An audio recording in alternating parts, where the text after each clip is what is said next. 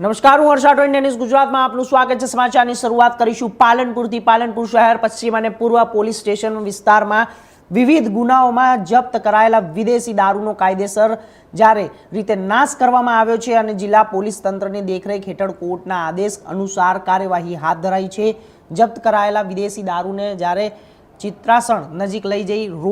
રોલરની મદદથી નષ્ટ કરી દેવામાં આવ્યો છે અને સમગ્ર પ્રક્રિયા દરમિયાન અધિકારીઓને અને આ સાથે તેમજ પોલીસ સંબંધિત વિભાગોના પ્રતિનિધિઓને જ્યારે હાજર રહ્યા હતા અને કાર્યવાહી પારદર્શક અને નિયમ મુજબ પૂર્ણ કરવામાં આવી હોવાનું પોલીસ દ્વારા જણાવવામાં આવ્યું છે। ગેરકાયદેસર રીતે દારૂના વેપાર સામે કડક વલણ અપનાવી પોલીસની પ્રતિબદ્ધતાની કામગીરીથી સ્પષ્ટ થઈ છે અને આ કાર્યવાહી જપ્ત મુદ્દામાલનો યોગ્ય નિકાલ થતા પોલીસ મથકમાં સંગ્રહિત માલ સામાનનો પણ ઘટાડો થયો છે।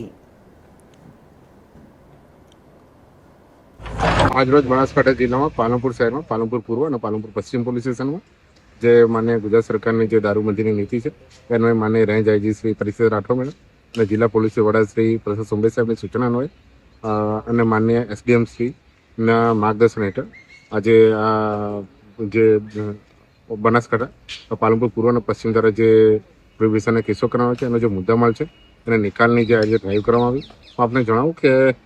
પાલનપુર પશ્ચિમ દ્વારા 32,245 તેની અંદાજિત કિંમત 83,60,000 તેમજ પાલનપુર પૂર્વ પોર્શનને 528 જેની અંદાજિત કિંમત 96,000 જેટલી આટલો મુદ્દામાલનો આજરોજ નાશ કરવામાં આવ્યો છે અને બનાસકાંઠા પોલીસ દ્વારા આગામી સમયમાં પણ આ જ રીતે મોટા પાયે પ્રોહિબિશન નીતિનું અમલીકરણ કરવા માટે આવા કેસ કરીને આવો મુદ્દામાલ જે છે એનાથી કોઈ નશાકારક વસ્તુ ગુજરાતમાં ફેલાય નહીં એ માટે આવા બધા નશાના પદાર્થો છે એનો નાશ કરવાની ઝુંબેશ હાથ ધરવામાં આવી છે।